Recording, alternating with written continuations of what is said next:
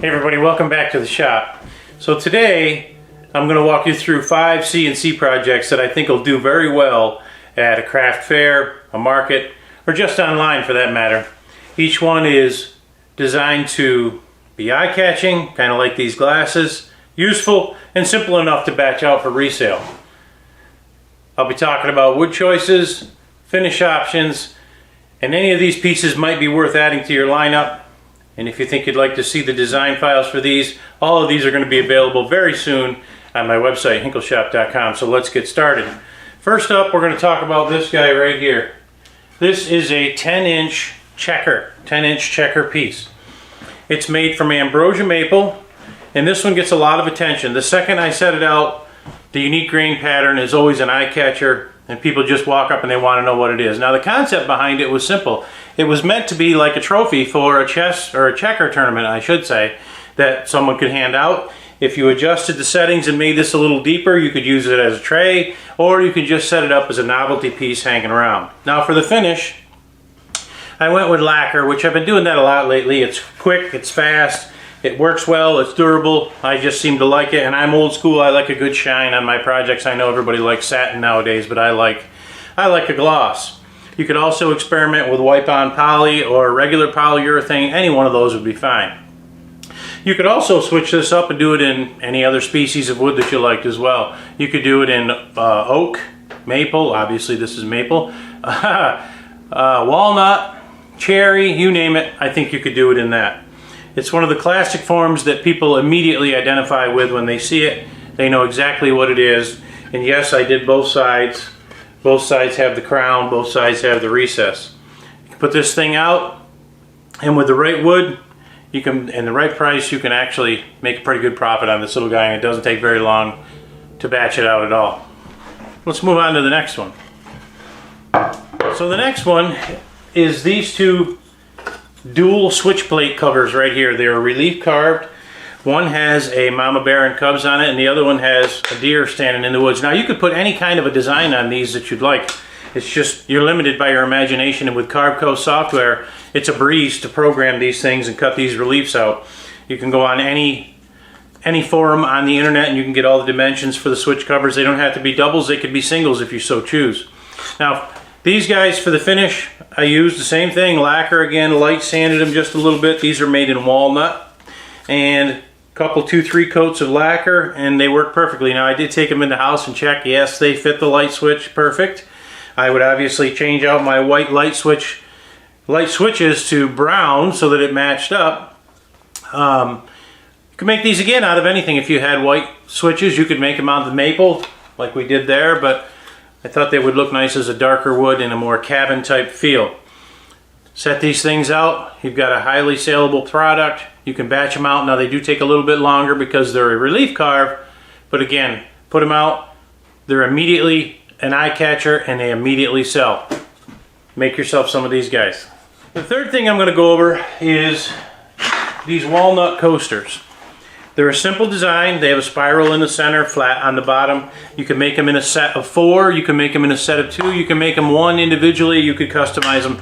Coasters are pretty common in the new CNC age. So walnut, maple, cherry, you name the wood, you can make them. They're no problem. Again, all these files are going to be available on Hinkleshop.com.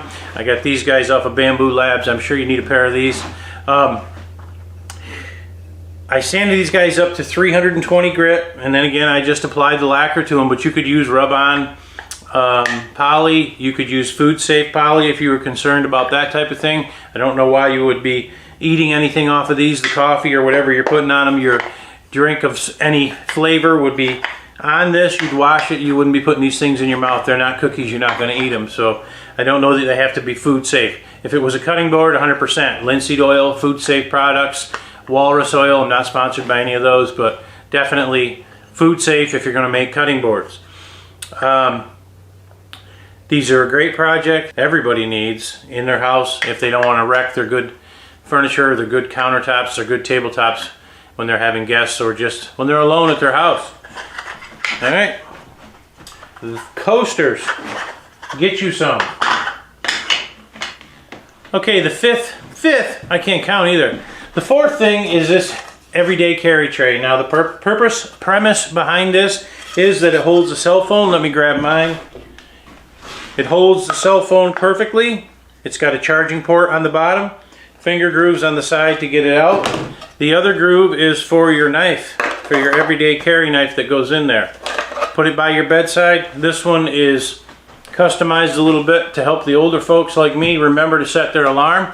This one's made out of walnut. Again, any species. Maple, oak, cherry, sapelli, again, one of my favorites. If you have a laser, you can customize them on the back with your logo like I did there with the Acmer P2 33 watt laser. Shout out to Acmer, good friends of mine. We went back to the lacquer on this one again. So I'm old school. I like the shine. Like I said, a lot of people just like their stuff to be satin, but I like things to shine. I guess that's showing my age besides my beard here, the gray in my beard. Set the tray by your bedside. Golden. Throw your phones in them, you're good to go. Now the newer phones obviously have a magnet type charger on them. You could recess a charger in the back if you so choose so that you didn't have to plug it in. But highly saleable, very simple. You can batch them out. You can make a ton of these things in a whole lot of hurry. So put these on your stand and make yourself some cash. Now the last thing was kind of just done whimsically because of Lisa and I constantly asking each other, what do you want for dinner? Well, I thought maybe I can solve that problem by making this guy right here. Let me move these. This is just what it looks like. It's a Plinko board. I cut out some name tags, labeled them with some, fish, or whatever we're going to have for dinner or that we might have for dinner. So the object here is you lay these things down in front of the little boxes that I made to catch the pegs or chips. Lay them down, and where the chips fall is what you end up with for dinner. Little V dividers here on the bottom, wedges, so that even if they fall straight just by luck, they're going to hit a wedge and they're going to go a different way. Made out of maple again, ambrosia maple, one of my favorites. I left it natural, I didn't finish it. We got some straight up dowels here on the bottom of this thing just to give it enough of a tip back so that the pegs, keep calling them pegs, chips, stay within the board like they're supposed to. There's a piece of plexiglass on the front of there to keep them from falling forward. You could finish it in anything you like. You could make it in anything you like. Cherry, maple, walnut, sapelli, oak, doesn't matter. You could knock one of these things out. Took me about 3 hours or so to knock it out and put it together. We carved everything on the CNC, as you can see here in the video, all the pegs. We cut this out of one flat piece. Cut the bottom out to make small trays. Added a few embellishments here to stop things from going where they weren't supposed to. And no more arguing over what we're going to have for dinner. Put it up on your stand, and I guarantee you that people are going to walk by and are going to want to know what it is and what it's for. Highly saleable. If for nothing else, just to get them to come to your stand so they have something to mess around with, and while they're there they go, hey, these are pretty cool. How much are these? Make yourself one of those, draw attention to your stand, and you'll make some sales. So a quick explanation of what I did here. I created all the vectors, highlighted everything, and created a pocket cut where the mill just took away everything that was not the pegboard and the wedges. Once that was finished, I took the finished piece over to the table saw and cut it down to the actual dimension. Here I'm cutting out the chips and the tray, and I first reduced the thickness of the chips and the tray down to 1/4 inch, and then went back in and cut the circles out to create the chips. The tray and the backboard are held together with screws. Nothing is glued together so that you can take it apart to flat pack this thing. All of the side pieces, the bits and bobs, everything was glued together with CA glue. Very simple. And as I said, I glued a piece of plexiglass to the face of this thing. Again with CA glue, and I let it overhang each side. Took the piece back apart, took the screws out of it, and then took it out to the belt sander and sanded off the edges to make them flush with the top of the pegboard. Putting the finishing touches on the pegboard, I started working on the chest piece. We began with the V-bit to cut the teeth in the top of the checker. I said chest, didn't I? Checker piece. And then we proceeded with the relief carving. Obviously the relief is a crown, and it's a whole lot of back and forth and up and down for that one took a little over 2 hours. So as I said earlier, it takes a little bit longer to cut this one out, but it sure is an attention getter. And I realized while editing this, that last shot of the relief was the back side. Here what I'm doing is cleaning up the edges of the V-grooves, getting rid of any transition between the relief carving and the edges of those notches. And I guess I might have forgotten to mention that I did apply some dark stain to the tabs, to the name tags, and the chips. I should say tags and chips, not tabs. I let it soak in real good, then wiped it off and applied the lacquer, just to make them pop a little bit. Okay, for the switch covers, we have to thin the material again, so we'll take the material down from 1/2 inch down to 1/4. And then we'll begin the relief, the back and forth and up and down business. So your total depth of cut on the relief is 1/8 inch. And when the thing is finished, it's almost identical to a plastic switch cover. And you'll have to take it out to your sander and finish up the edges and make it smooth. Now here we're going to cut out for the coasters, and as I watch this, I can see that that piece of wood is dancing back and forth. You can see there I grabbed it to stop it and tighten those up. Simple cutting circles until we get down to 1/4 inch on a 1/2 inch piece of material. And then the cut for the spiral is 1/4 inch. We'll do the recess and then the spiral. Very simple. Like I said, you could batch these things out and they are very, very saleable. On to the everyday carry tray. Now trays are nothing more, for the most part, nothing more than area clearance cuts until you go to customize them. So here we're cutting out for the charging cable. We've already got the main pocket and the pocket for the knife on the right hand side.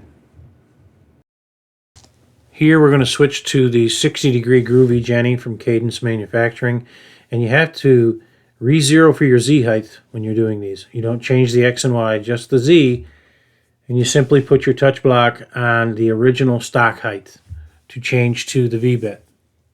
Let it zero out and begin your carving. Public service announcement: set your alarm so you're not late for work.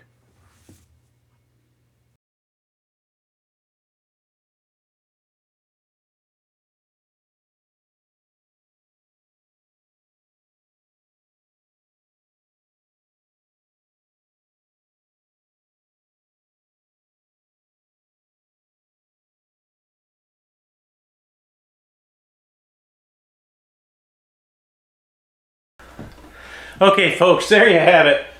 5 products that I think would do very well online. A couple of switch plate covers. You could put any kind of design on these you'd like. Eye-catching, high-end. You could put a pretty good price tag on these. They do take a little longer to carve, but they're definitely highly saleable. The everyday carry tray, cell phone holder tray for your night when your day's over. Customized with any kind of a message in there that you like.